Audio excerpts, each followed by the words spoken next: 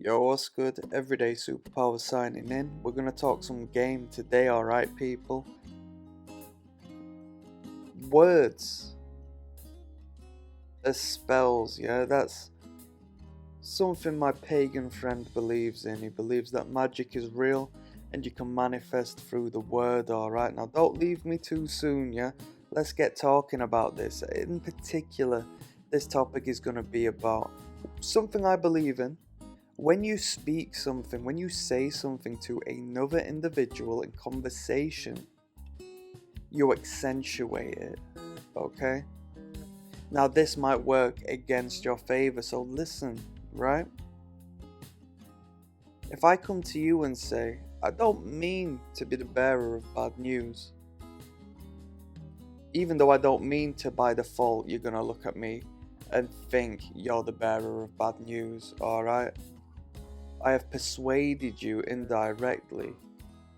Contrary to what I wanted you to believe, I've come to you and not only actioned the bearing of bad news, but through telling you I don't want you to perceive me as that, I have only accented that effect in your mind or the vice versa.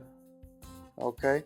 Because as we go through our discussions on this channel and advance in our observations and communications with other people, reading other people and understanding who they are on such a deeper level than others, we will pay ever such attention to the spoken word and what it really signifies. And each and every word that is spoken will engage pathways within your conscious mind linking from A to B to C. And sometimes it's better left unsaid, right? I know a guy, he goes, I'm on this WhatsApp group, yeah? It's called, something in regards to the sickest links, yeah? And when I say sick, I don't mean cool.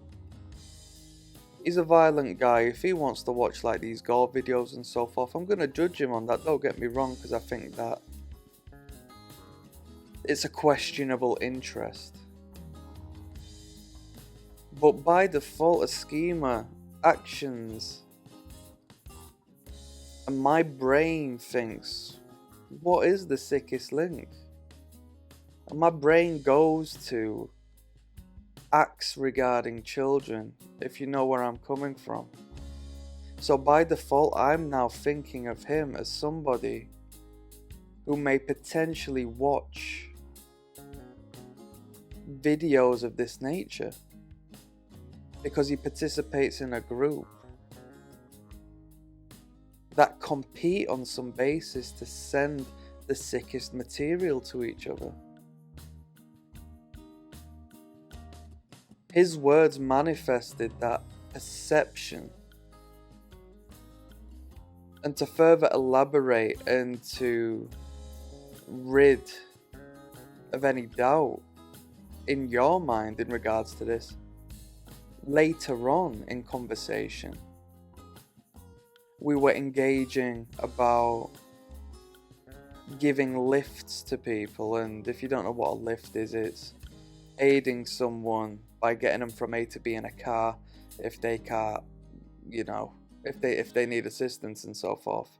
And he was speaking to me about not being fond of giving people lifts, which I completely understand. He says, when I've done what I needed to do and stuff, my personal life, I need to get to that. They don't know what I get up to after work. Nobody needs to know what I get up to. I might watch. And then he said something I'm not gonna quote on this video, but it links up to what I just referenced. And it was said as a joke. And we'll speak on jokes in a moment, but a pattern was emerging. And this is a deep conversation, right? But people hide who they are through jest. And You have to pay attention to what somebody's interested in and so on and so forth, but by default I started to think that this person was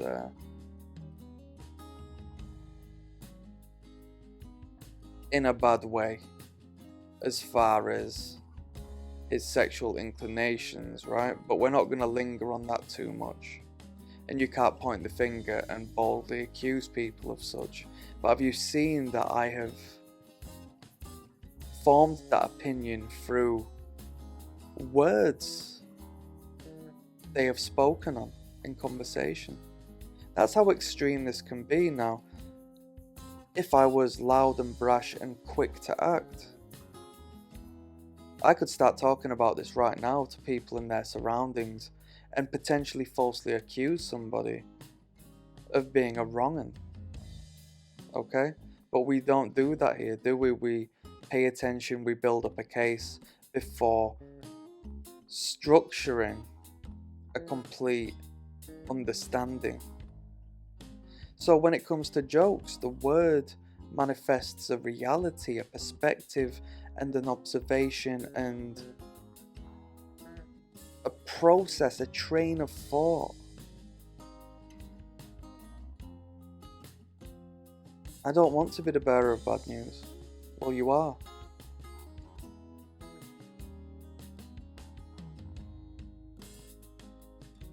If we're on a date and you reference your ex-boyfriend, why are you talking about your ex-boyfriend? He's still in your mind. You've just manifested that into our relationship.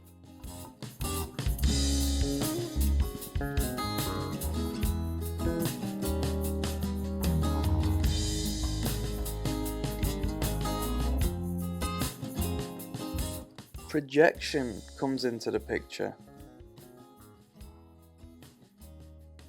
In the workplace, I've had my manager reference me as neglectful in situations that have fallen upon their responsibilities.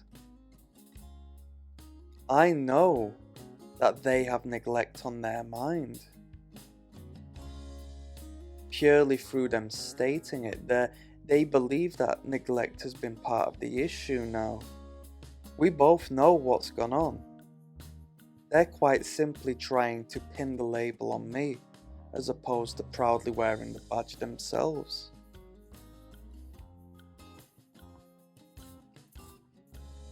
Maybe I would never ever have considered my boss of neglect if they hadn't have brought it up themselves.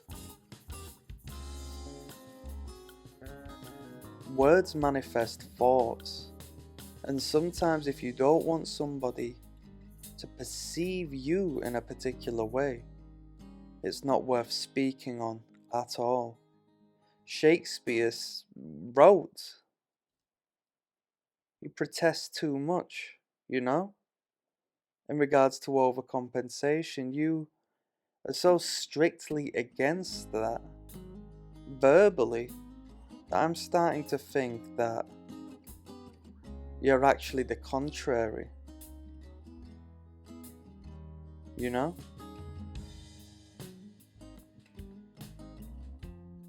You're so against homosexuality that you're so obsessed in speaking about it. My brain's gonna start to put two and two together. You protest too much. Pay attention to the words that are spoken and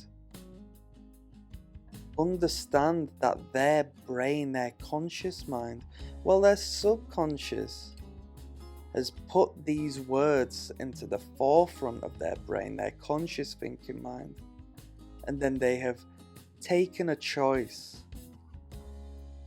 to put them words in conversation with you. What has made them think of them words?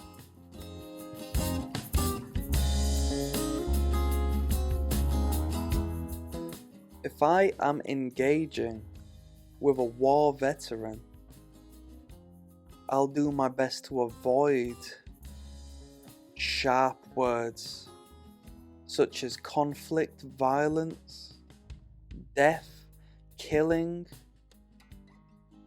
because I know that them words can trigger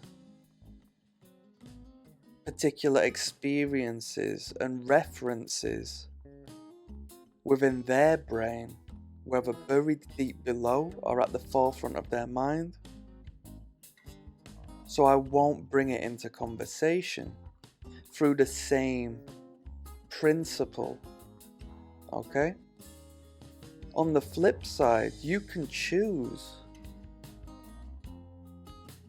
to pay attention to what's not being said and understand if it's not being said for a reason. So when you are speaking with that war veteran and in their dialogue, they avoid or stutter when communicating the word conflict or death or shoot and words like that, you have to perceive, understand, assess and translate the language they're speaking in and why they're struggling to speak of such, even if they don't say it at all, because you, after so long, will be able to communicate with them in a manner to understand whether it's in their normal dialogue to, when you get in consistent transaction and fluid conversation with people, you can sort of understand what's coming next with their communication. And when they catch you off guard, it brings you back to the conversation because you might be dozing off, and that triggers you to paying attention. Believe it or not, it's a good marketing tool, especially in copy when you're typing on the internet. But in songwriting, a good song, you're able to sing along before the end of it, right? Because you can make sense of what's coming next. It's pattern recognition. A, B, A, B, alright? The first line ends with a word, second line ends with a word, third line ends with a word that rhymes with the first line, and the fourth line rhymes with a word that ends with the third line. It's a great song because I can join in and I can understand, and it's engaging to me. So when you skew that pattern and remove the rhyming word from line 3, it doesn't correlate, and I think that's a bit odd. And that applies in conversation when I'm understanding who you are, and then in speaking to me, it seems like you've stuttered or avoided saying something. It's going to have the same effect on me as if you had said it anyway. Because my mind's going to come to the conclusion of what you intended on saying. It's mathematical, analytical.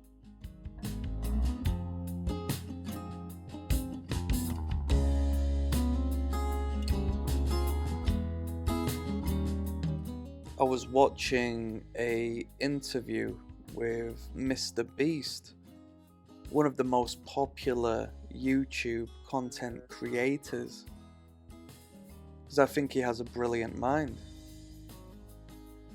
And in communications, I think it was on the Joe Rogan podcast, I think it was a Joe Rogan interview, and Joe asks him if, I don't know what the question was exactly, so I might be incorrect on this, most likely I will be, but it was perhaps in relation to changing platform. Would you leave YouTube if you could, find more success elsewhere? And Mr. Beast states he's a philanthropist, and all the money he creates via YouTube he reinvests, and he doesn't need money, and tries to speak on his mission as more charity driven, more community based. Now, Mr. Beast responds in return I wouldn't do it for $1 billion. Okay, and most people could respond in that way, in a monetary response. But the way he responded to that was contrary to the image he had created prior to that. Why is he speaking on monetary value of doing so? Why has he got $1 billion in the forefront of his mind in regards to this question? It was irrelevant. But he's speaking on it having a price, a monetary value. So you tell me, I could have cast judgment, but it was food for thought. He's speaking about what he would do for money. He's got a price and he will sell out given the financial is worthy of enough. So it, to me, overwrote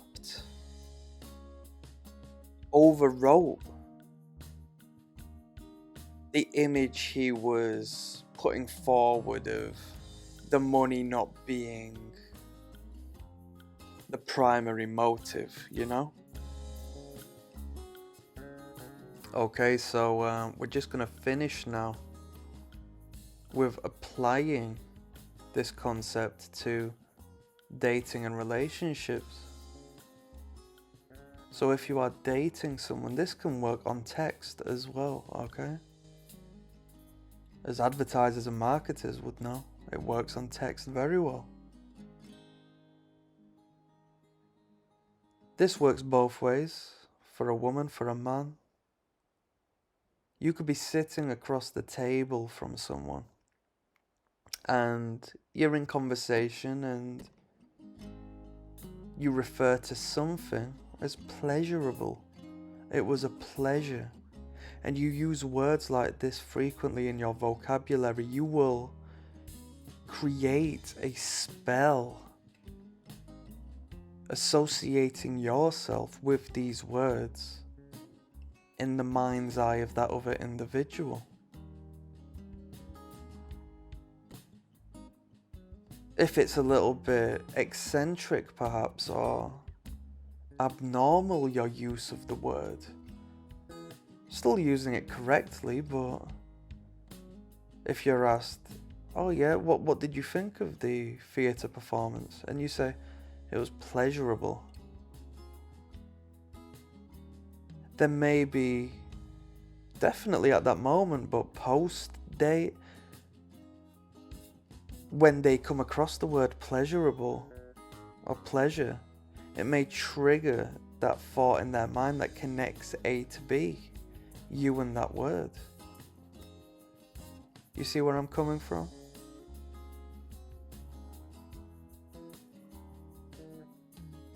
I love the colour purple because it's sensual. And then on your next date, you wear a purple tie. Very indirectly, you're connecting the dots. You're using your word to create spell. And like I said, this works both ways. Innuendo is a means of doing so. Maybe a little more overt, but do you understand? That's a little bit of game we might get into at a later point.